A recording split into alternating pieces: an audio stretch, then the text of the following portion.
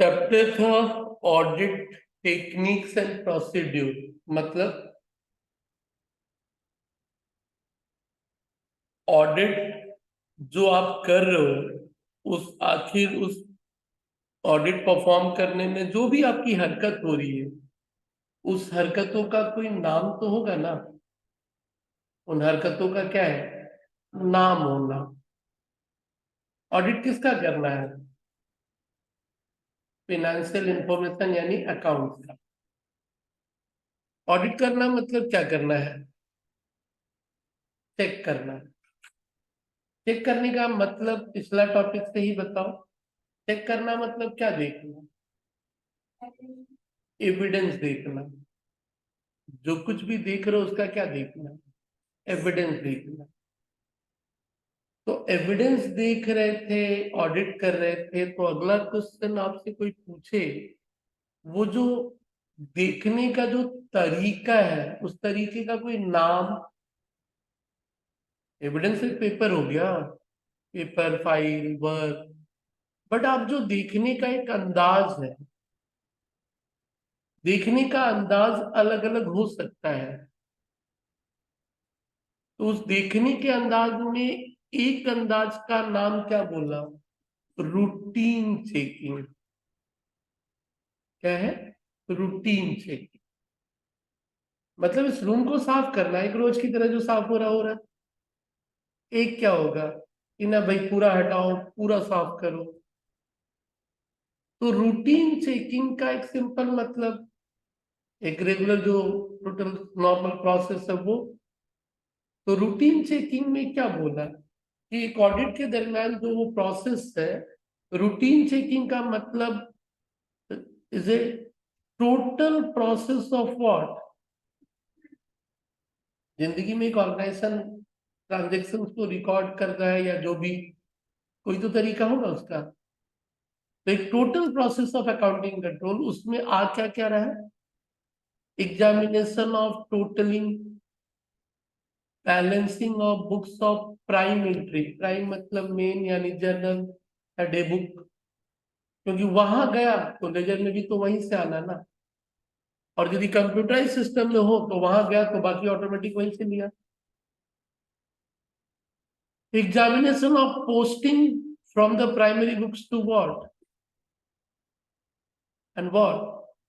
Examination of totalling and balancing of ledger.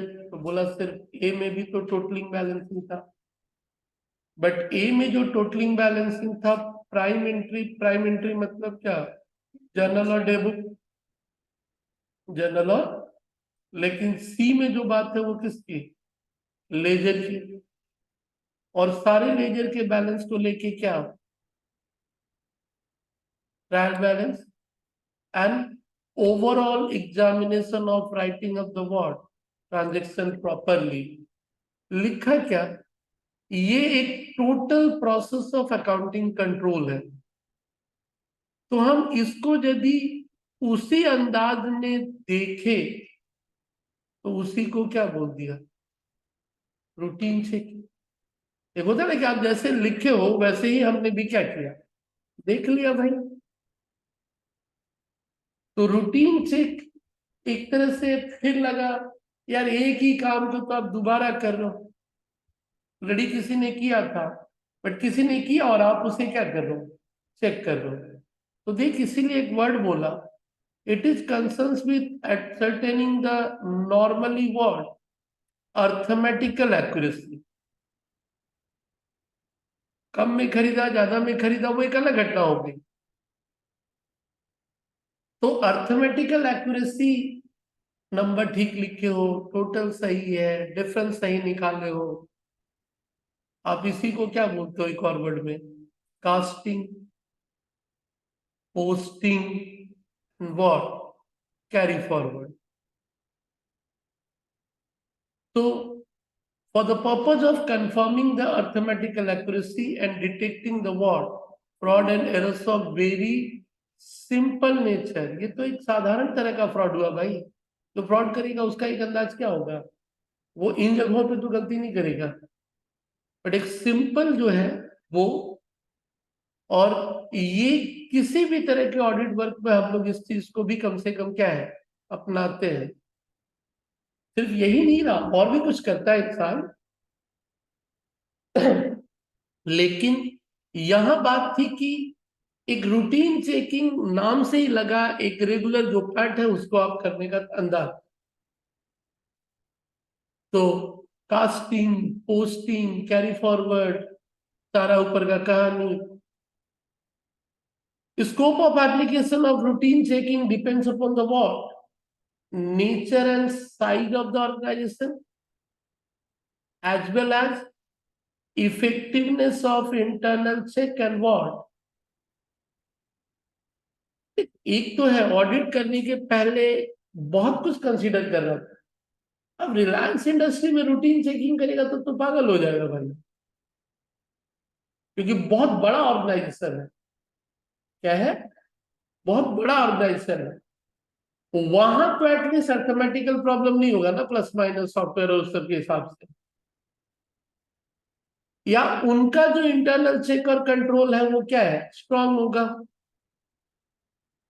तो बहुत सारी चीजें मिलके डिसाइड करती हैं कि तुम कितना रूटीन चेकिंग तक हद तक देखोगे। दो चार को देखा, बात खत्म, किया भाई, प्रोसेस को देख लिया। तो डिपेंड करता है कि तुम कौन सा ऑर्गेनाइजेशन ऐड कर रहे हो, क्योंकि इस वर्ड का इंपॉर्टेंस तो समझ गया था। ऑडिट करने के पहले तुम मेक श्योर कि भाई ऑर्गेनाइजेशन का इंटरनल कंट्रोल क्या है। इंटरनल कंट्रोल हर एक हरकतों को एकदम सिस्टमेटिक तरह से सोचना, वेल प्लान तरीके से, और जहां लगे लूफो वहां उसको प्लग करना। तो इंटरनल कंट्रोल एक ऑर्गेनाइजेशन जो है, यदि वो अपना स्ट्रांग रखी है तो नेचुरली उसमें गलती होने के चांसेस क्या है। And internal control includes internal check and internal audit. Internal control एक बड़ा दायरा है, इंटरनल चेक और ऑडिट उसका छोटा छोटा टुकड़ा है। इंटरनल चेक का मतलब होता है कि काम को इस अंदाज में सजाना कि अपनी गलती खुद ही पकड़ में आ जाए। तो जब अपनी गलती खुद ही वो पकड़ ले रहा तो तुम अब रूटीन चेकिंग करने का जा रहा भाई, क्योंकि अपने काम को उसने सजाया ही क्या है, उसी तरीके से है। तो नेचुरली उसमें गलती होने के चांसेस नहीं है। तो यदि इंटरनल चेक और इंटरनल कंट्रोल सिस्टम का इफेक्टिवनेस बढ़िया है तो तुम्हारा scope of application routine checking का क्या होगा, कम होगा। बट यदि वो बुरा है तो वो थोड़ा ज्यादा हो जाएगा। ऑर्गेनाइजेशन बहुत बड़ा है, संभव नहीं है, बिकॉज उसी एक दो महीने में तुमको पूरा प्रोसेस क्या करना है, खत्म करना है। क्योंकि सिंपल हम लोग कहते हैं, जहां 30 50 100 लोग मिलके पूरे साल में एक ऑडिट कर रहे हैं, वहां 4 लोग मिल करके महीना भर में ऑडिट खत्म करना है यार। तो फिर आप एक समय का भी तो एक कहानी है, लोगों की भी कहानी है। तो एक वर्ड रहा, एक ऑडिटिंग करने के तरीके का एक नाम। एक ही नहीं होगा, और भी बहुत सारी चीजें हैं, बट एक प्रोसेस बोला क्या कर रहा था भाई ऑडिट में, बोला वो रूटीन चेकिंग कर रहे थे। रूटीन चेकिंग कर लिया खत्म, बोला हाँ, बोला उससे कम से कम मेक श्योर कि हाँ अर्थमेटिकल एक्यूरेसी, जोड़ना घटाना पोस्टिंग करना ये सब ठीक है। इसी पे पढ़ेंगे एक चैप्टर वाउचिंग, कि क्या क्या देखेंगे, कैसे करेंगे। एडवांटेजेस एंड डिसएडवांटेजेस, सिंपल भाई, ये तो एक simplest form of audit work है। वो जो फ्रॉड एरर है वो सिर्फ और सिर्फ किस तरह का पता चलेगा, सिंपल नेचर का होगा। इससे पता चला कि आपने सारी चीजों को थॉरली क्या किया है, चेक कर लिया है। आपने कास्टिंग पोस्टिंग कंफर्म कर लिया, अर्थमेटिकल वही चीजों को फिर से लाया। और यहाँ एक वर्ड बोला, एक नए लोगों को सिखाने का अंदाज तो यहीं से चालू होगा। कोई बंदा नया आया तो बोला भाई ऑडिट सीखना है, तो बोला तू शुरुआत यहां से कर। तो छठा F number, it offers an opportunity to the ward new intents to the profession. उसको वहीं से शुरू किया कि तू भाई पहले वहीं से शुरू कर देख। तो फिर ठीक उसी का उल्टा, ये कोई important part of audit work नहीं है। जहां ऑलरेडी एक अकाउंटिंग का सेल्फ बैलेंसिंग सिस्टम है, डेटर क्रेडिटर का इंडिविजुअल एक टोटल है, तो वो तो वैसे भी क्रॉस चेक हो रहा था। तुम अब उसमें क्या देखने जा रहा भाई? क्योंकि सेल्फ बैलेंसिंग सिस्टम में क्या करना था, एक इंडिविजुअल डेटल भी करना है, टोटल भी करना है, देखना है कि कहीं कोई मिस तो नहीं हो जा रहा है। मैंने पहले कहा कि ऑर्गेनाइजेशन का अपना एक इंटरनल चेक है, और जब बेहतर है तो फालतू का आप अपना टाइम बर्बाद कर रहे हैं। ऑडिट स्टाफ जो है यहाँ पे बेसिकली बोलोगे पागल हो जाता है यार, एक ही काम मोनोटोनस तरह का काम है, कुछ क्रिएटिव तो है नहीं वो काम, तो वो बंदे में एक मोनोटोनस ग्रो कर देता है। और जहां काम मोनोटोनस हुआ तो कहने का मतलब है कि negligence of work taking the advantage of what internal check system is what. Internal check system बढ़िया है तो हम भी क्या बोलते हैं, ठीक है ठीक है ठीक है, मतलब हम लोग भी देख लिए नेग्लिजेंस ऑफ वर्क। एंड ये उस तरह का एरर और फ्रॉड नहीं कर सकता है जिसमें कि आप अकाउंटिंग प्रिंसिपल्स ही गलत क्या है अपनाए हो। आप तो खाली प्लस माइनस पोस्टिंग कहानी खत्म देख के खत्म कर लिए। तो रूटीन चेकिंग पूरे हिस्से को देखने के तरीके का नाम दिया, एक नॉर्मल। तो लगा ऑडिट तो भाई एक बड़े मकसद के लिए लाया गया, देखना है तो सही से देखो, सब कुछ देखो, मतलब सब कुछ यानी उसके पूरे सिस्टम को देखो।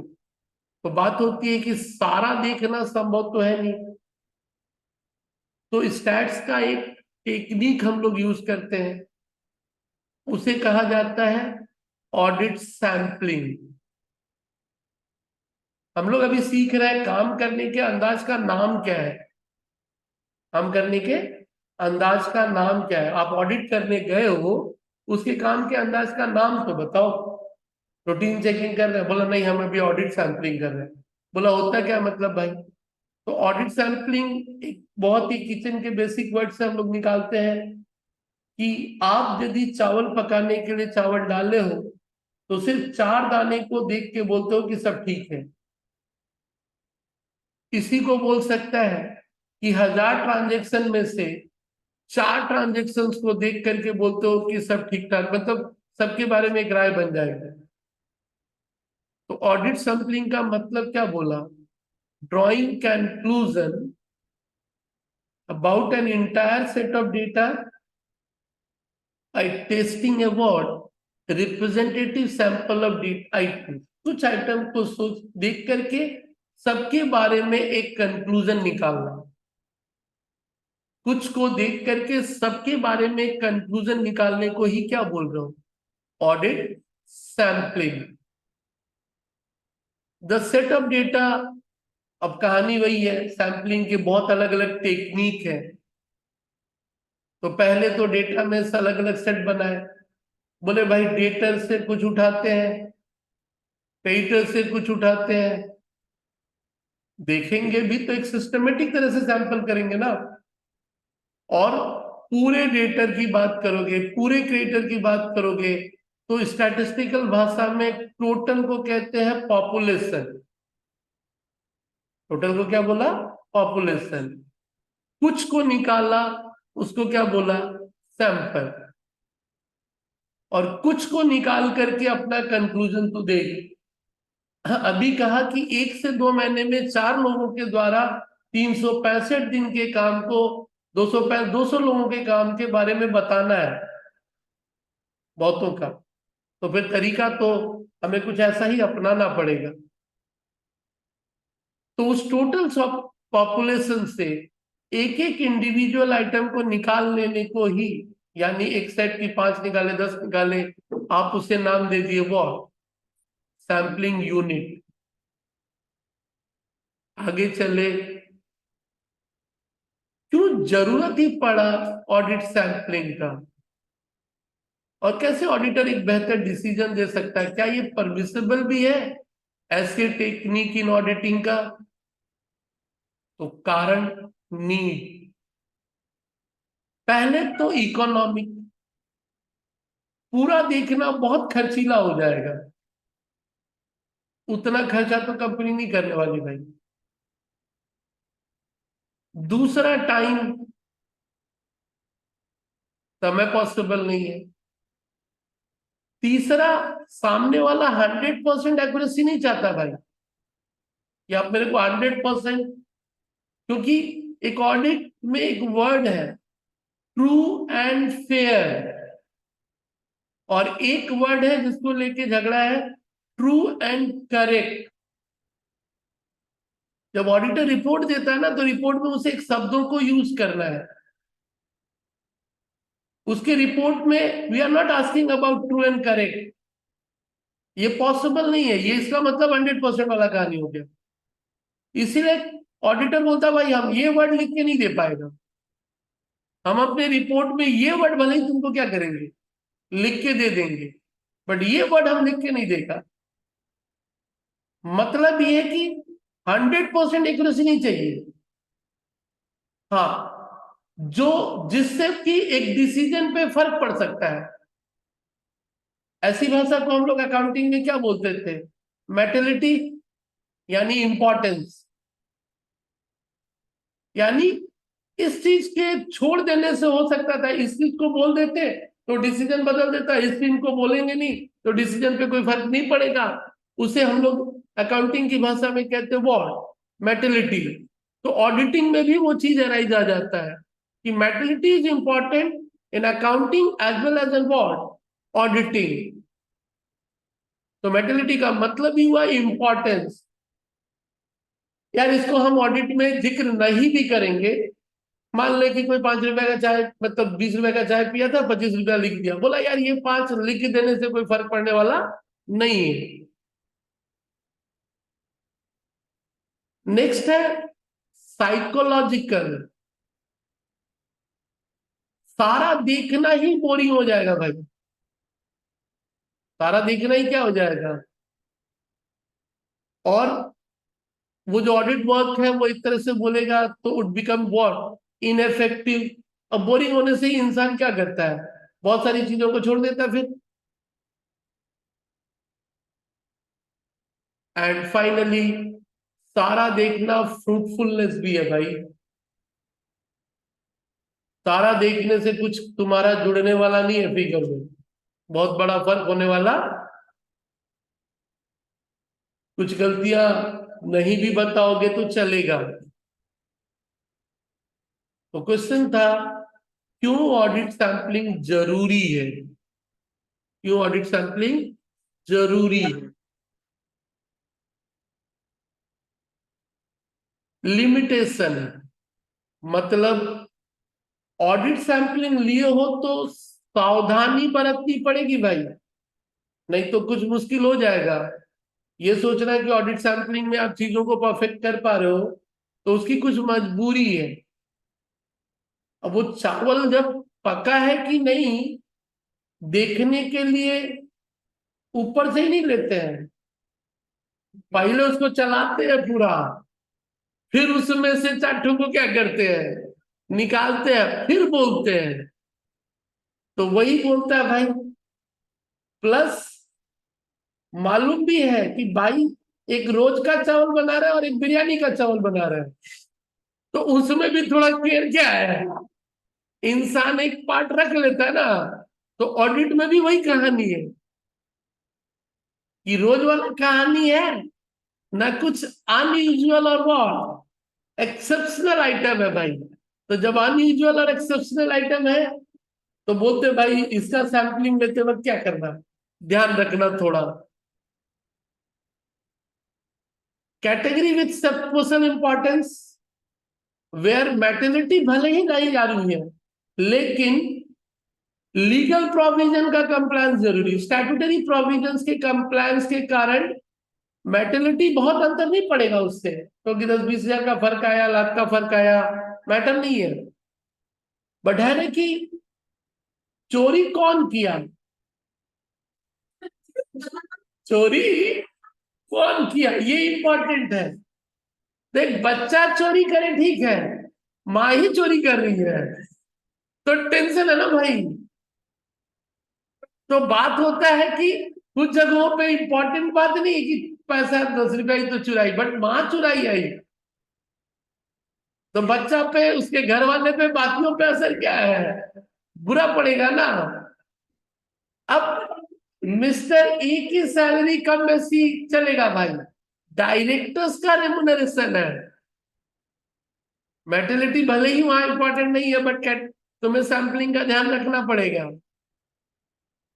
दूसरा, सैम्पलिंग वहां की 10,000 चावल के दाने देखने संभव नहीं थे, तो 4 दाने ठीक है। अब 4 ही दाना पका रहा, उसमें से एक तो देख रहा है।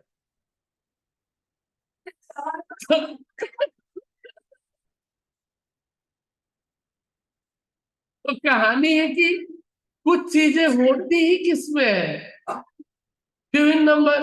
अब जमीन खरीदना बेचना तो 2 ही चट्टूंगा होगा भाई, उसमें क्या सैम्पलिंग कर रहा है? उसका तो पूरा दे। हाँ, सैलरी, वेजेस, एक्सपेंसेस, बहुत सारा वाउचर है, सेंसस, कुछ देखेगा। प्लस तू भी जानता है कि कुछ चीजें ऐसी हैं जिसमें इंसान क्या करता है, जरूर पूछता है। होता है ना कि तेरे से तेरा घर वाला सब चीज पूछे ना पूछे, लेकिन होता है ना, तुमको मालूम है ये 2 चीज तो घर वाला जरूर हमसे क्या करेगा, पूछेगा। पढ़ता है कि नहीं पढ़ता है? तो बोला ये वाला हिस्सा तो क्या करे। तो सीधा सा कहानी है, ऑडिटर को मालूम है कि हमसे लास्ट में पूछा कौन सा जाएगा हिस्सा, तो बोला उसको क्या करो, सही से देख लो भाई। और कुछ एरियाज क्या है, हाई रिस्क है, तो सैंपलिंग करते वक्त इन जगहों पे क्या है, ध्यान रखना, नहीं तो वो तेरे लिए मुश्किल हो जाएगा। अब आ जाओ, सैंपलिंग 2 तरह का होता है भाई। अब सैंपलिंग में क्या करना था, चुनना था ना। तू ऑडिटर है, तो कभी कभी पढ़ाई था शुरू में, क्वालिटी ऑफ ऑडिटर, कि तुम्हारे में खूबी क्या होनी चाहिए। तो एक जगह था कि जजमेंट लेने की टेक्निक, तो सैंपलिंग में वही है भाई। सैंपलिंग 2 तरह का होता है, एक जजमेंटल और एक स्टैटिस्टिकल। तो स्टैटिस्टिकल तो हो गया एक साइंटिफिक तरीका, एक कैलकुलेशन उसके आधार पे। बट जजमेंटल बोला ये तो अनुभव के आधार पे है भाई। जजमेंट लेना, इसको उठाओ ना इसको उठाओ, बोला भाई जजमेंट के आधार पर, और एक होता है ना, एक कैलकुलेशन किया और उसके आधार पे मालूम है कि इसको उठाओ। तो स्टैटिस्टिकल एक तरह से कैलकुलेटिव पार्ट हो गया, जो स्टैटिस्टिक्स में सैम्पलिंग चैप्टर भी है। तो this means selecting a sample of what. Judgmental में क्या है, कितना सैंपल उठाओ, 2, 5, 10, on the basis of auditor's judgement. और इसको बोला what, this approach of sampling is called what, seat of pants. क्या होता है भाई, पढ़ा जाता है, टेक्निक देखते हैं, पैंट अप्रोच। चला, स्टैटिस्टिकल सैंपलिंग, ध्यान रख, जहां बहुत, शांत रहोगे, जहां बहुत ज्यादा डेटा है,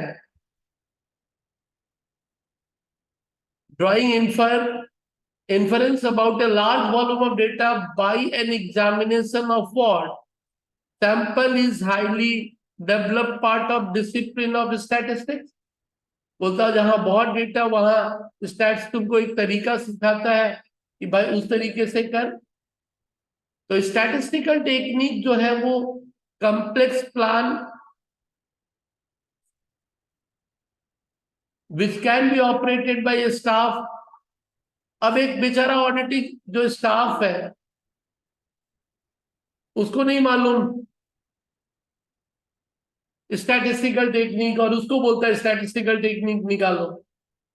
सिखाया जाता है, सीखे तो है नहीं, लेकिन मालूम है कि ऑडिट में ये टेक्निक क्या होगा, लगेगा। तो बोला कि यार बहुत ऐसे हैं, हम लोग कहते हैं कि स्टैटिस्टिकल करें तो क्या है, बेटर है। लेकिन बहुत ऐसे स्टाफ है जिनको कुछ नहीं मालूम है स्टैटिस्टिकल पार्ट, और फिर वो लोग सैंपल निकाल लेता है। तो सैंपल निकालने के तरीके में क्या बोला है, टेबल, ग्राफ या वर्ड, कंप्यूटर। अब ध्यान रख, ऑडिटिंग सैंपलिंग के द्वारा होता है। तो फिर उसके बारे में बहुत थोड़ा सा डिटेल बताया कि ऑडिट सैंपलिंग के स्टेज क्या है, मतलब कैसे सोचोगे। पहले तो क्लियर करो कि मकसद क्या है तुम्हारे ऑडिट का। पहले क्या क्लियर करो, ऑडिट का मकसद क्या है। तो ध्यान रख, कुछ ऑडिट मिला कब कि ये बहुत चोरी किया है, तो बोला यार इसमें तो सैंपलिंग लेते वक्त ध्यान क्या है। एक नॉर्मल ऑडिट है जो कि एकदम साफ सुथरा उसका आज तक का हिसाब रहा है। तो होता ना कि मकसद, ऑडिटिंग तुमको जब काम दिया गया तो उस समय एक बात तो थी कि यार ये कंपनी बहुत चोर है, इसका ऑडिट करके दे। तो कहा मैं कि सैंपलिंग लेते वक्त मकसद क्लियर हो जाए। जैसे कि आजकल एक ऑडिट होता है फॉरेंसिक ऑडिट। अब ये वर्ड तू बोला भाई ये तो मर्डर वर्डर के केस में होता है फॉरेंसिक। कंपनी के ऑडिट में भी ये वर्ड है। जो कंपनी बहुत ज्यादा घोटाला किया ना, उसका ऑडिट को बोल दिया जाता है व्हाट, फॉरेंसिक ऑडिट। बहुत डेप्थ में जाके क्या करना, देखने को बोलते हैं फॉरेंसिक ऑडिट। तो एक ऑब्जेक्टिव हो गया। दूसरा क्या स्टेज है, पॉपुलेशन। पॉपुलेशन मतलब जो देख रहे हो वो टोटल नंबर कितने हैं, उसको क्या बोलोगे, पॉपुलेशन। तो यहां पॉपुलेशन का मतलब है वो सेट ऑफ डेटा टोटल। तीसरा है, जिस ऑर्गेनाइजेशन में तुम सैंपलिंग सोच रहे हो अपनाने का, उस ऑर्गेनाइजेशन का इंटरनल कंट्रोल का हाल क्या है, वो ध्यान में रखना पड़ेगा। चौथा है, मेटलिटी ऑफ द अमाउंट भी डिसाइड करना पड़ेगा। यार इस ऑर्गेनाइजेशन के लिए तो 2,000 रुपया भी बहुत इंपॉर्टेंट है, इस ऑर्गेनाइजेशन के लिए 2 लाख रुपए तक भी कोई खास फर्क डालने वाला नहीं है। तो एक मेटलिटी अमाउंट भी आपको सोचना पड़ेगा। सैंपल जब ले रहे हो ना, तो साइंटिफिक वे में एक पार्ट है कि आपको ध्यान रखना पड़ेगा कि यार इस सैंपल में मेरा इतना रिस्क है, इस सैंपल में क्या है, इतना रिस्क है। तो उस रिस्क को आप हमेशा चाहोगे एज ऑडिटर कि क्या किया जाए, जितना कम से कम किया जाए।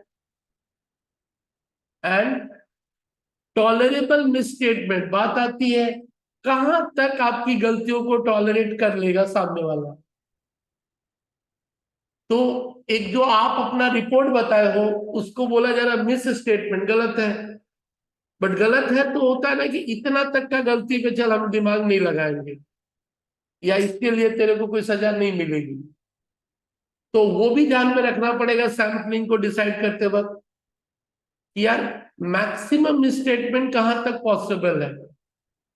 एंड लास्टली, जो भी हरकत तुम करोगे एज ए ऑडिटर वो तो बायस फ्री होना चाहिए।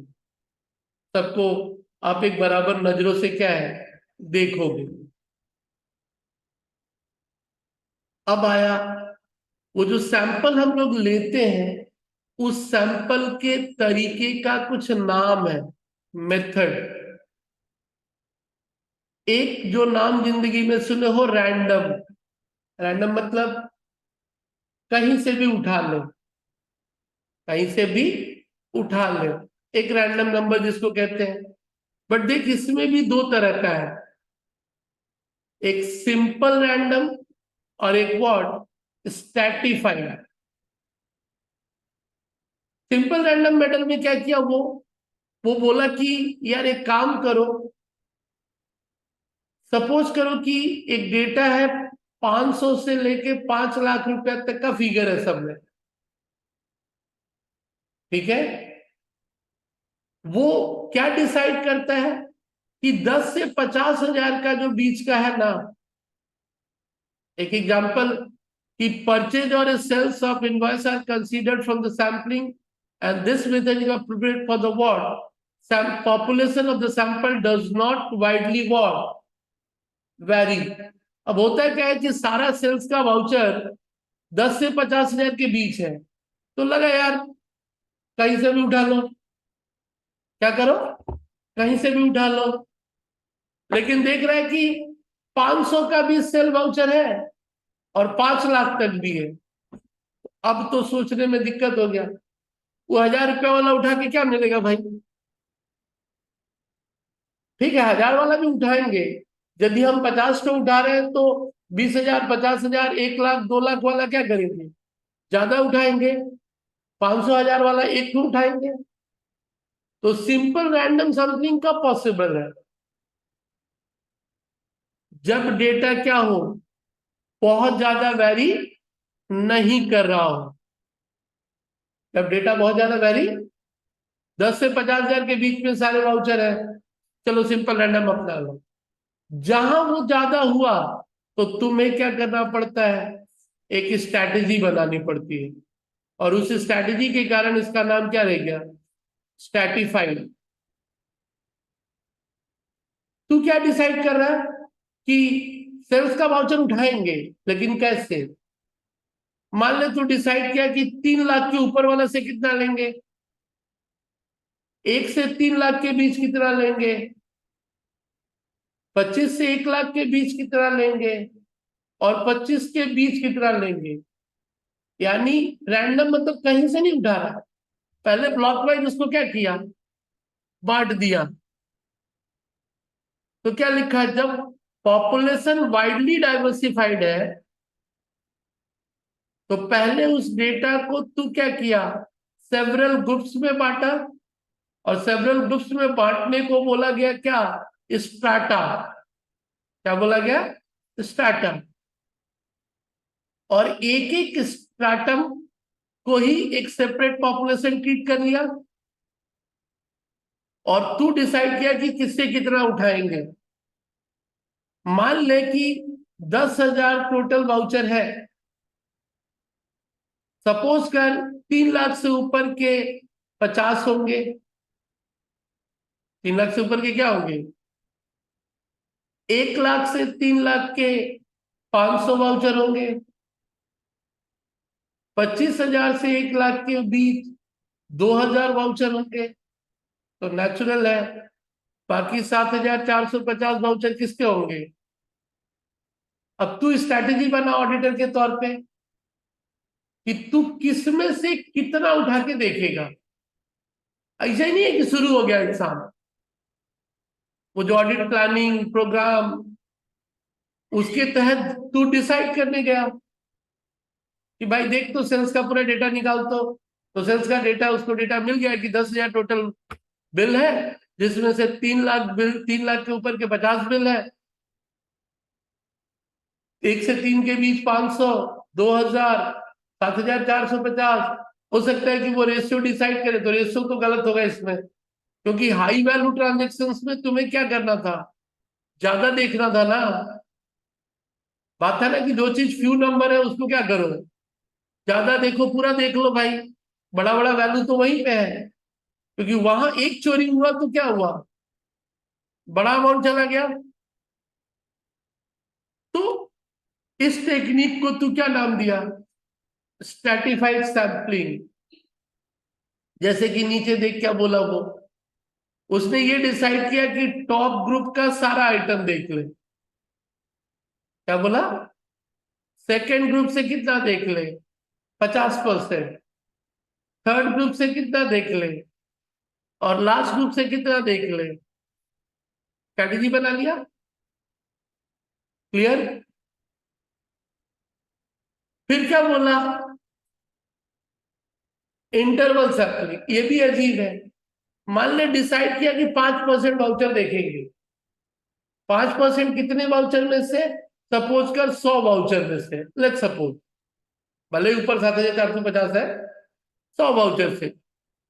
अब 100 वाउचर से 5% देखना है, तो 5 को तो चुनना है ना। 5 को कैसे चुनेंगे? 5 को सिस्टमेटिक क्या करते हैं, उसमें एक काम करते हैं, 5% यानी 5 चुनना है तो 20वें वालों को उठा लेते, 40वें को, 60वें को, 80 को, 100 को, दिमाग नहीं लगाते। और उस 5 को उठा के क्या करेंगे देख लेंगे, तेरी मर्जी। तू बस एक क्या किया, सिस्टमेटिक सैंपलिंग का तरीका अपनाया, इंटरवल सैंपलिंग एक टेक्निक है, करेगा कैसे तू, उसके बाद तो तू देखना चालू करेगा, लेकिन पहले देखे तो किसको देखे, उस टेक्निक ऑडिटर हो। इसीलिए ये कुछ चैप्टर है जो वो उसे लगता है सिखाओ, उसे अपनाना पड़ेगा, जैसे ऊपर ही पढ़ा, जिसको नहीं मालूम वो भी सैंपलिंग कर रहा है। जजमेंटल सैंपलिंग हमेशा बेहतर होगा जरूरी नहीं है, एक सिस्टमेटिक एंड साइंटिफिक तरीका है स्टैटिस्टिकल सैंपलिंग, वो एक साइंटिफिक वे में है। तो सिस्टम और इंटरवल क्या बोला, interval between the section is considered for section, the first interval is determined on the what random basis. क्या किया, पहला 50 वाउचर निकाला, उसमें से किसी एक को निकाल लिया, दूसरा 50 में से किसी एक को निकाल लिया। करते क्या है, बोला ठीक है भाई एक काम कर, जनवरी वाला निकाल, जनवरी वाले पहले में से 4 निकाल लिए, फरवरी वाले में से 6 निकाल लिए। उसमें भी सोचते हैं, एक ठो को क्या कर, महीने का आखिरी वाला निकाल, एक ठो महीने का शुरू वाला निकाल। तो वहां आपको अपनी एक पॉलिसी डिसाइड करनी है, तुम एक काम को करोगे, वो जो कर रहे हो उसे बोलते क्या है या करने के तरीके क्या होंगे। सो सीधा सीधी कहानी रहा कि आप एक सिस्टमेटिक और इंटरवल सैंपलिंग कर रहे हो, तो इसमें बोलो क्या कि 50वां उठा ले, 20वां उठा ले, कोई एक तरीका। Block sampling, this involve the particular block of a consecutive item, क्या, first 100 sales of the month of June. सोचा क्या, एक काम करो, छोड़ो जून का, खाली पहला सोटो देख लो। अब किस आधार पे वो जून डिसाइड किया, ये तो बहुत कुछ डिपेंड करता है। बोला कैसे, बोला वो यार वो छाता का कंपनी था और जून में मानसून का सीजन था, बिका है, उसी समय आई था, वही वाला उठा लो। भाई अगले को सब ध्यान रखना पड़ेगा।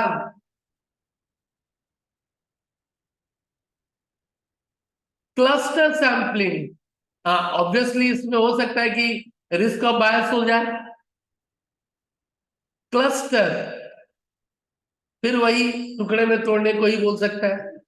Dividing the population into group of items known as what, cluster. तो बोला ये तो ऊपर वाला कहानी 3 लाख 10 लाख, हाँ वैसा ही कुछ हो गया, कोई भी एक आधार ले ले। तो सीधा सीधी रैंडमली सेलेक्ट किया क्लस्टर का, और उसमें से तू एक पोर्शन देख रहा है, और एक बंदा तो सुपर हीरो, बोला दो ये सब बकवास का कहानी है, हैप्पी सैंपलिंग। क्या करो, कहीं से भी उठा छोड़ो, इसे दिमाग मत लगाओ। उस सैंपलिंग को तू क्या बोला, हैफर्ड सैंपलिंग। पढ़ रहा था सैंपलिंग के तरीके कितने,